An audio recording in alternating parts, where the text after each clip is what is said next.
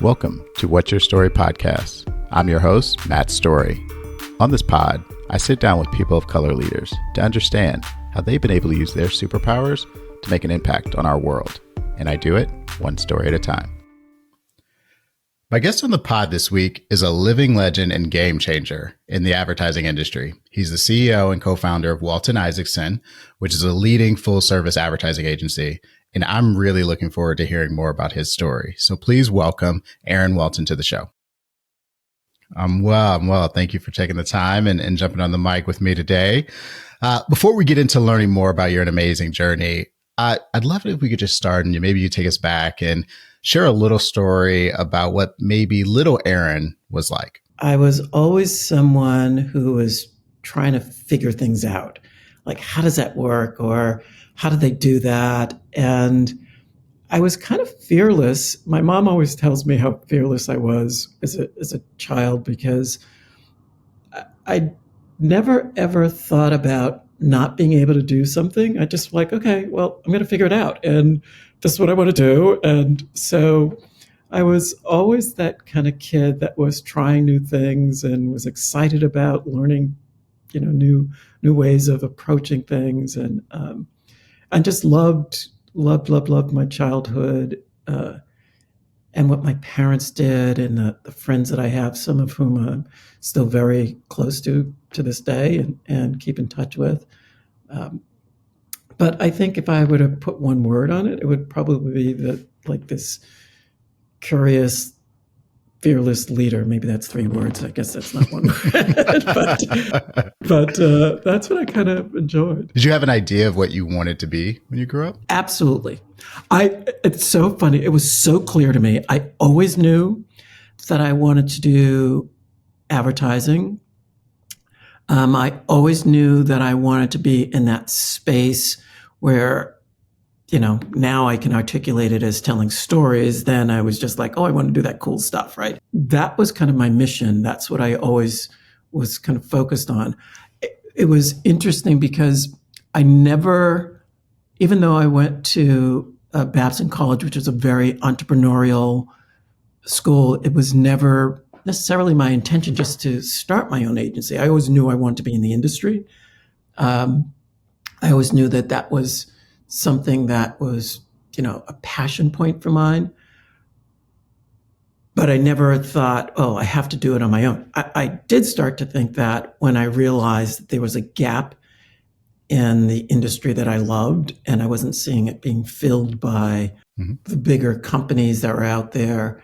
And so that became kind of part of my mission and my North Star in terms of like, I'm going to figure out how to fill that gap and really kind of embrace culture in a way that I think our industry was not doing. So I guess by default, to some degree, I realized that I had to figure out how to do it on my own and build it and find other people that had that same passion and that same level of focus on culture and innovation and all the things that I think make great storytelling more inclusive. And so that's kind of what I always wanted to do. But I never deviated from that. I never thought of not doing it. And I had a very different kind of pathway in. I didn't start in an agency. I actually started on the client side,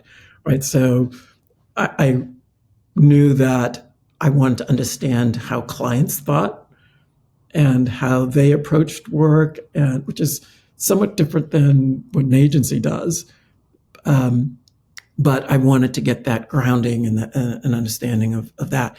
And at the time, I was at Pepsi, which was amazing. I mean, my God, it was like the heyday of the soft drink kind of cola wars, where Pepsi was going after Coke and Coke was going after Pepsi. It was a really exciting time. And there was an in-house department that was being led by a legendary guy named Alan Potash.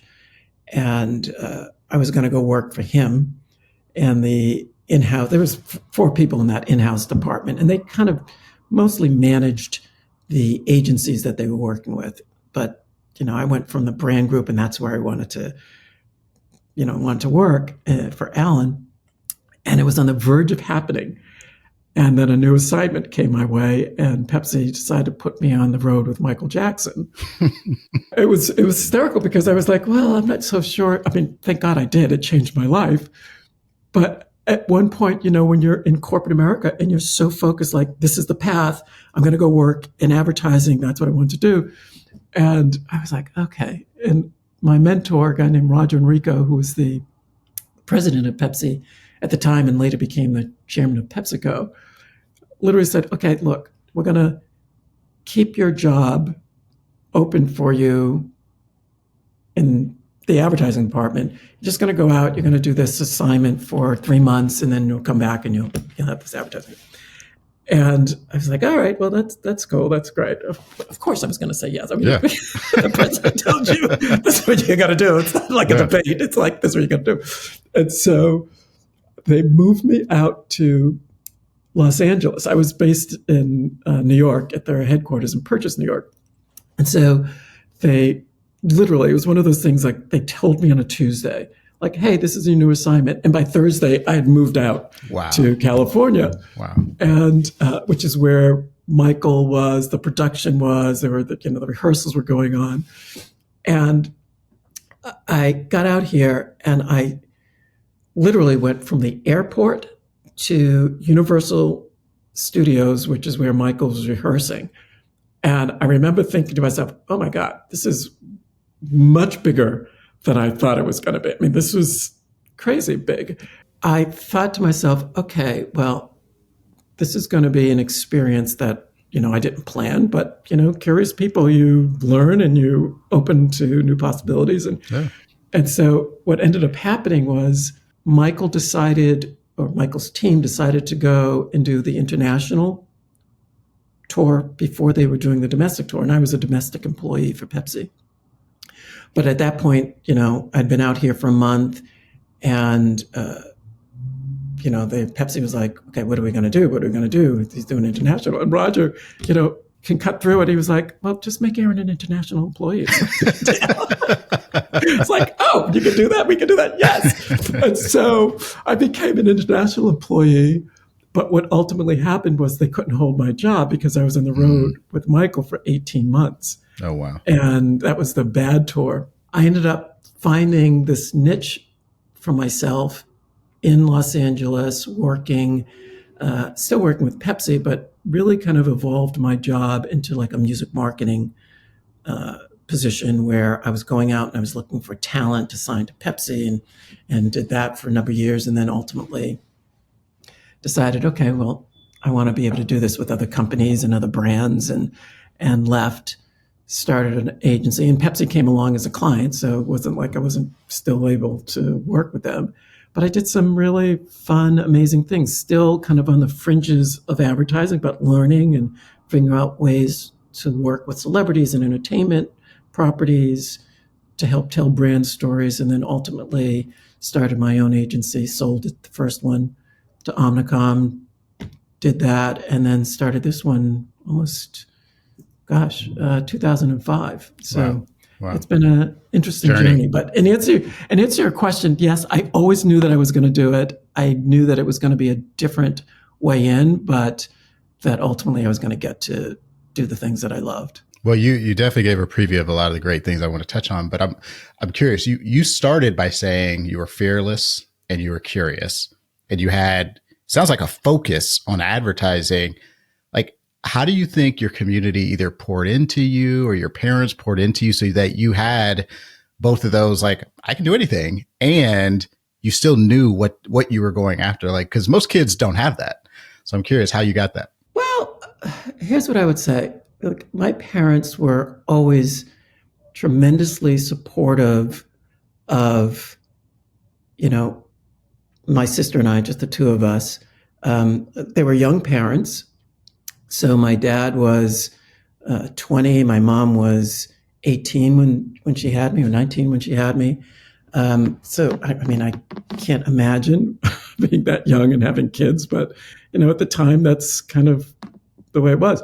They were, my dad went to trade school. My mom we called them secretaries at the time, but that's what she did. And, they focused on education for us. They focused on making sure they put us in a spot, my sister and I, in a position where if we wanted to do something, we were going to be able to do it. And it wasn't going to be from a lack of, not having the resources. And we grew up very, we didn't have a lot of money growing up, but that didn't stop us from dreaming, or didn't stop my parents from, making sure that they did everything they could to give us the opportunities that they believe we deserve, and we did deserve it. And so I was enrolled in something called the METCO program, which and I was one of the first 7 Black kids enrolled in this program. I started in kindergarten, and they took 7 of us. It was a voluntary school desegregation program where they took 7 kids from Roxbury, Massachusetts, and we were bused to Lincoln, Massachusetts, which was an affluent, predominantly white suburb of Massachusetts. And so it was about 20 miles away from my home in Roxbury. The educational opportunities were much bigger and better there than they were where I was living. And so I just saw the world in a different place, right? And I got exposed to things that I probably wouldn't have been exposed to had my parents not really focused on that. And then we moved, and I went to a private school in Rhode Island, actually, Mount St. Charles Academy, which is college prep school. And again, it was really about education and learning and exposing us to things that we might not have been exposed to had they not been so, committed to that. And then ultimately went to Babson College. And it's interesting, my mom, who was a high school graduate most of the time that, I was going through school, ultimately ended up taking a class here, a class there, ended up getting her bachelor's degree from Boston College, then went on to get her master's degree from Ann over Newton, and then became an ordained minister. So, that was part of her journey, and it was just how we lived. It was great. That's awesome. I do credit them for that focus and helping us understand the possibilities that are out there.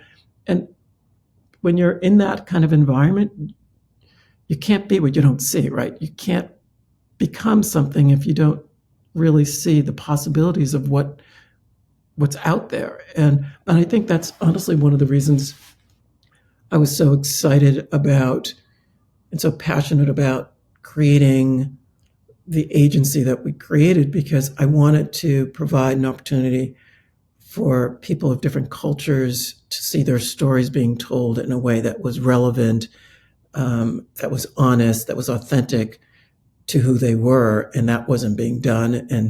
And so I was really just kind of focused on that, and a lot of that I think came from my experience growing up and not seeing a lot of people like me out there in that environment, and wanted to make sure that people knew there were folks like us out there that need to have their stories told. You already gave it away. You were sent out to California to work with Michael Jackson. I'm curious, how did that set the pace for your career, though? Because I got to think that, as you said, that wasn't on your plan, but it was an opportunity you had to take. How do you think that actually changed how and you mentioned it with school too, it opened your mind to what was possible? Oh my gosh. It accelerated my career in a way that I don't think anything else could have done. First of all, it opened me up to understanding, because it was a world tour, and it opened me up to seeing cultures and being exposed to the world outside of the United States in a way that I'd never seen. Now, granted, you're on the road with Michael Jackson, things aren't normal, right?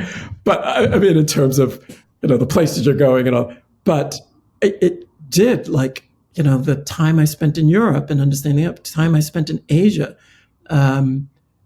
it was just an eye-opener for me And the connective tissue was really how music can kind of touch all of us in ways and connect all of us in a really unique, joyful way. So on that part, just from a exposure to other cultures, it was the type of experience that I don't think I would have gotten any other way had it not been for that tour. And had it not been for Roger and Rico understanding that that's how I should kind of help propel my career, because he knew I was passionate about music. He knew I was passionate about entertainment. And that was something that he wanted the Pepsi brand to be more engaged with. From a specific, skill set, one of the things I learned, I mentioned when I first came out, I literally went to the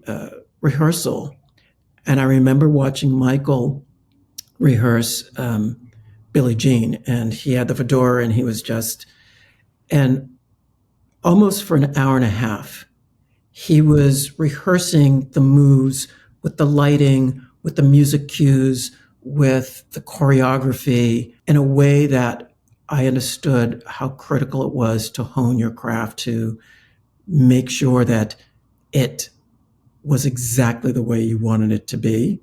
And it didn't matter what other people were thinking. It's like, this is my vision. This is what I want.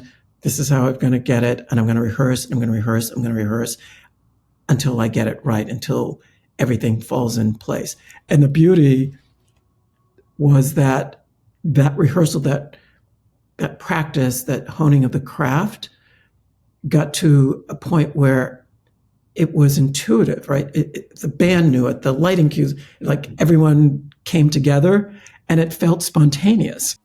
So for the audience, it just felt like a spontaneous moment, but it was rehearsed and it was fine-tuned. And so that was one of the things that I learned, like, wow, the best artists are the ones that really dig in and do the hard work. We're working with Beyonce right now with Lexus, and watching her on stage and the level of focus that she's put into her show. I mean, that's why you get those spectacular moments. So I think that's, for me, one of the key learnings that I came away with, that I still remember and think of and use every day when I'm thinking about the work that I need to do, that we as an agency. So speaking of your agency, I love the origin story of how you got that push to start Walton Isaacson.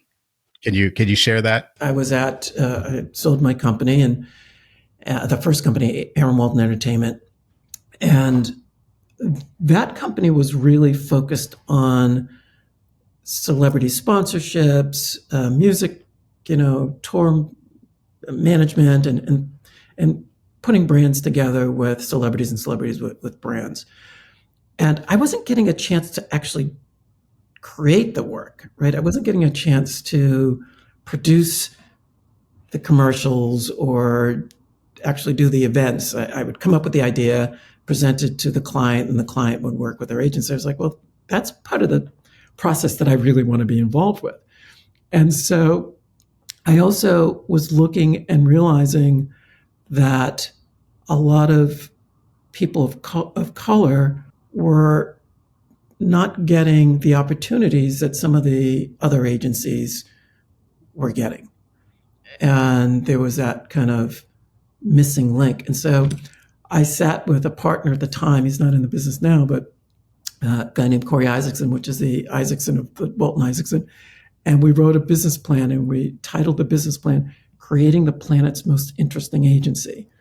And the idea was that we would create this interesting agency by having diverse people come together. And diverse wasn't just ethnically diverse. It was also gender. It was work experience. It was all types of diversity that when you put people together and you have these different points of views and you have this kind of cultures colliding, and colliding in this sense is a really good thing, because I think some collisions help push you out of the status quo and make you think differently. And that's where innovation happens, when those kind of sparks from colliding come together. And so for us, it was all about how do we become more innovative in bringing ideas to our clients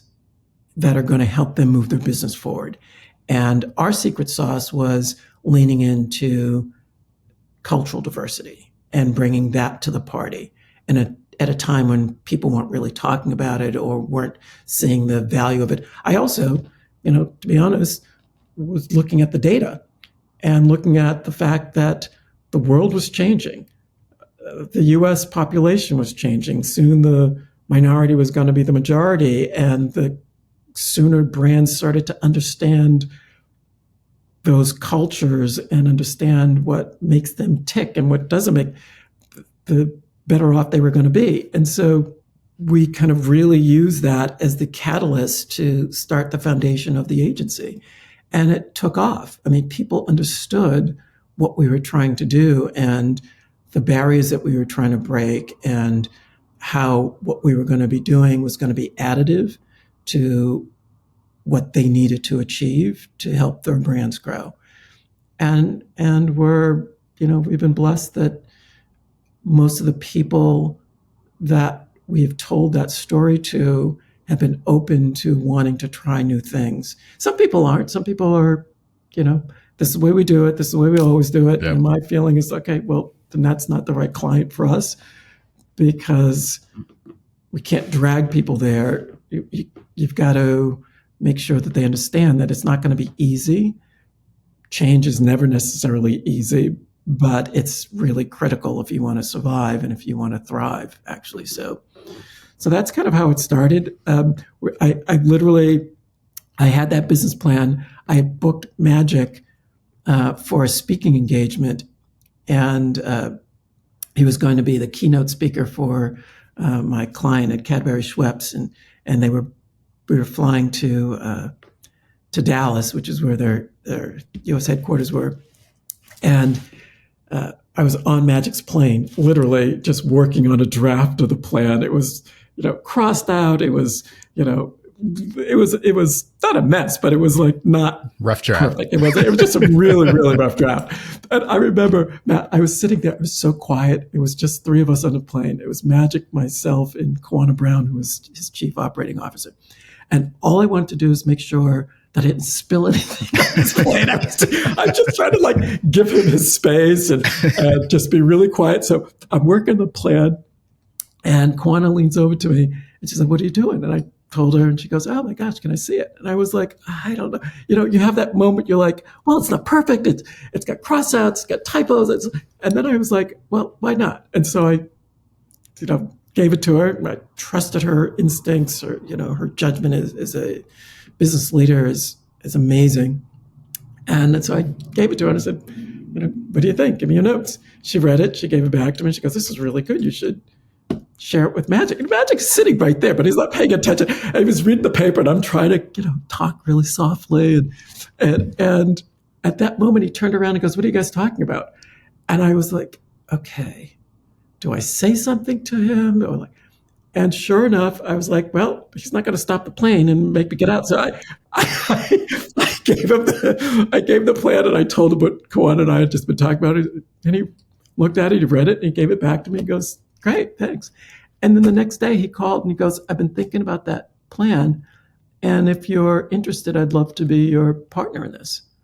And that's how Magic became a business partner in the agency. And I think what he saw in the plan was the shared values that we have about culture and about lifting up voices that often don't get heard, and how we were going to do it, and the importance of that focus around diversity and the power that diversity has, not just in terms of a consumer facing, but also from a B2B standpoint, and how that can really help culture. So that's how it started. Throughout your career, you've got a number of recognitions for a lot of the great work you've done with clients and partners, but you were recently inducted into the American Advertising Federation Hall of Fame. And I'm just curious for you, what did that recognition mean to you? It was surreal, to be honest with you. First of all, anyone who's in this business knows it. And I suffer a little bit from the imposter syndrome, I think, because, I get the credit oftentimes, but this is a team sport. There is no one person that can claim that they've done it all, or that it's only been a function of their efforts. So I'm always a little bit like, okay, this is not just about me. It's really about what we've done collectively. I will say the Advertising Hall of Fame was amazing on so many different levels. First, I was the first openly gay person inducted into the Hall of Fame. So that meant a lot to me. And I think it was important, for the Hall of Fame to acknowledge diversity. And it was the most diverse class that they've ever inducted. So that was also really, really powerful. But to be recognized by an industry that you love, that has been, your North Star. You started, a conversation by asking me if this is all I ever wanted to do. So to be recognized with the highest honor in this industry was mind blowing. And it was just great to hear the stories of the other inductees and start to realize that you're in the presence of some of these amazing leaders and icons. And for me, this was really not so much about what I've done, but what I have to live up to in the future and what I have to do to make sure that I'm providing opportunities for other people of diverse backgrounds to be inducted and to have that experience and have that opportunity, which is why, mentoring is so important to me at this stage of my life. Well, I guess it's always been important, but become inducted into a Hall of Fame and you realize that there are other things that are critical to your legacy that are really important. And that's one of the things that I kind of took away from it. Like, okay, this doesn't end here. This is the beginning of what I'm supposed to do for someone else. And so it was great. The whole experience from the time that they announced it. And I was so happy that my parents were there to share in that moment because it started with them and I wouldn't have been there if it were not for them. So it was really a great opportunity. Even not little things, but like we're in Times Square and watching my parents see my picture on a billboard in Times Square. It wasn't even about that. It was just about watching the joy that they had. It was so awesome. And so it was great. And then it was great to see the team members from our agency there also, because this really was, my name may have been on the trophy, but they deserve the credit for the work that, helped get us there. So it was great. I think for me, as you said earlier, representation matters. And seeing you be recognized for yes, it was hard. It was great work. It was probably a lot of things you had to push through, but to know it's possible and to know that you're sitting on the other side of it is just inspiration for all of us that can look up and see what you've been able to do, what you will continue to do. As you said, the job's not done. So it was definitely, even watching online was very inspirational. Switching to the brand of Aaron for a second, what would you say is your superpower? My superpower, I think, and it's still an evolving power, is being a really good listener. We always want to come up with solutions, right? We're always trying to figure out how to fix it or how to but I think what has made me a better leader is stopping and listening and hearing the stories and being curious about what makes people tick and what motivates them, and being honest about the things that I don't know and being open to hearing about that, right? Because that's how you get to better solutions, I think. It's a skill that I'm still trying to, hone in and work at. But I think if you would ask someone that works for me, I would hope that's what they would say. And it's not that I don't have an opinion or that I don't, have an idea about what should happen, but I've learned before you start talking to really take that time to take it in. Have you had, and maybe you just gave it to me, but have you had a mama we made it moment? Interesting, because in our business, it changes so quickly, right? So you're working on a campaign, you do it, and you're then moving on to the next thing. So I've had a number of those kind of big moments. And by the way, some of the small moments are the things you learn about or learn from just as much as the big moments. But I think recently, probably the work that we did for Lexus with the Black Panther was one of those moments where I was like, oh, wow, this really changed the brand. It really changed how people thought about the brand. And that was a big moment. There have been other moments where, we did a project for the water project where it was about helping countries and people who don't have access to clean water get access to clean water so that they can live a healthy life.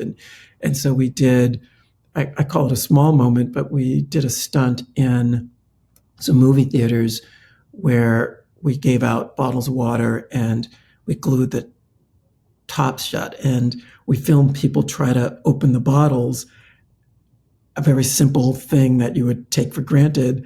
And then when they couldn't open it, the film that we produced came on screen. And basically the idea was, you think it's difficult to get water now, imagine what it's like for these people. And it changed how people started thinking about their privilege. There have been, moments like that. One of my favorite moments in my career was working with Polaroid, and I signed the Spice Girls to do something with them. And I know it sounds silly, but it was such a fun time. The Spice Girls, they're fabulous, right? Yeah. And so I got Polaroid to create a Spice Cam, and it was this opportunity for two brands that were very different to come together to create something new and exciting. And the beauty was that it got Polaroid placed in places in the store in the aisle that they'd never been in before, and vice versa, right? And so it was a fun experience to bring these two parties together, do something new, do something young, do something fun. And the sales were through the roof. So there are moments like that I will always sit back and think, oh, I played a role in that. I was part of pop culture in that way. I'm going to close this out, but hope we can have a little bit of fun with this. When they turned your life story into a movie, who would you want to play you on the big screen? I would love Jay Ellis to play me. I think his spirit, his soul, he's just an amazing actor. I've had an opportunity to work with him on a show that we did for Lexus years ago called Verses and Flow, and he's just an incredible human being and really talented, and really smart. So I think he would be great. What song would play in the trailer? I don't know. I have to think about that one. That's a tough one to answer. So I'm a huge fan of stories. Like you, I think stories connect us. I think it's how we move forward as a people. But if you had to sit with three people, they could be with us or they could have passed, and hear their story firsthand, who would be your three? I would love to have met and heard from Bayard Rustin. Bayard Rustin was a civil rights leader. He was actually the person who introduced Dr. Martin Luther King to Gandhi and the ways of passive resistance. And it was Bayard who came up with the idea for the March on Washington. And he was an amazing force behind the scenes who never really got a lot of credit for the work that he did. And he was a gay man who was out at that time. And imagine what it was like in the 30s and 40s to be a gay man. And, the people around Dr. King often were saying, you shouldn't be around this guy. And Dr. King didn't listen, thank goodness, and listened to Bayard. Bayard has one of my favorite quotes. He said, "What every community needs is a group of angelic troublemakers." And I love that quote. So he would be on my list. I would have loved to have met Einstein. I just think, when you're talking about curiosity and someone who just kind of thought out of the box, I think he was a fascinating man. And I would have loved to have met Barbara Jordan. I think she was a force for good who really did some amazing things in how the country thought differently.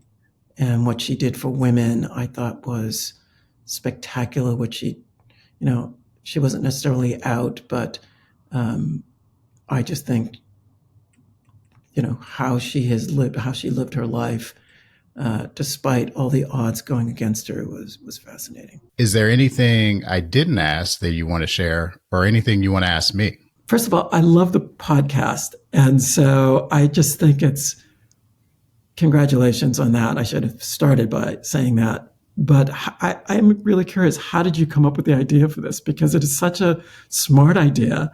Yeah. And I've gone back and I've listened to some of the others, like, oh my God, I didn't know that about that person. Or What was the motivation for you with the podcast? The shortest version is when we had our youngest daughter, I spent a lot of time listening to podcasts because it was the one thing I could do in the middle of the night while I'm walking her. And what I found is anything that wasn't sports related that I was listening to, the host didn't look like me. And I just thought that was a bit strange that I'm consuming so much good content, hearing so many things that make me think, but I'm not necessarily hearing it from someone that looks like me. And so I said, well, I guess that means I got to do something about it. And I set out to understand, what did I want to talk about? Who did I want to talk to? And my hypothesis is that we all have superpowers that we gain through our unique lived experience. And we actually sometimes don't treat them as superpowers because it's kind of like Superman doesn't think flying is cool because he can do it. And we have these skills that we don't think are cool because we just do them like breathing. And so I was fascinated with sitting with people and understanding, one, what is your superpower? And also two, just hearing, how did you collect it? How are you, to your point, how are you honing it? And so that was really the kind of the spark. And 4 seasons in now, it's definitely evolved and changed, and I value all the conversations with all the folks that I've had a chance to listen to and learn from. But that's where it came from. So before I let you go, if people listening want to know more about what you're up to, they want to follow future things to come for you, where should I send them? Send them to our website, which is waltonisaacson.com. That's usually where we post, everything that's going on, and it's pretty up to date. You can also look at my LinkedIn page, which I'm pretty good about updating and putting articles and op-ed pieces that I write. I write there, but those are pretty much the places that you can get the stuff. And by the way, I love that story about how you started. It's so cool, and that's great. Until next time, I encourage you, as always, to continue to share your story. It's so important, not only for you, but for others to hear your story. And if you have any feedback or any comments about any of the podcasts, feel free to reach out to me. You can reach me at all of the social channels at Matt E. Story, or you can go to my website, www.mattestory.com.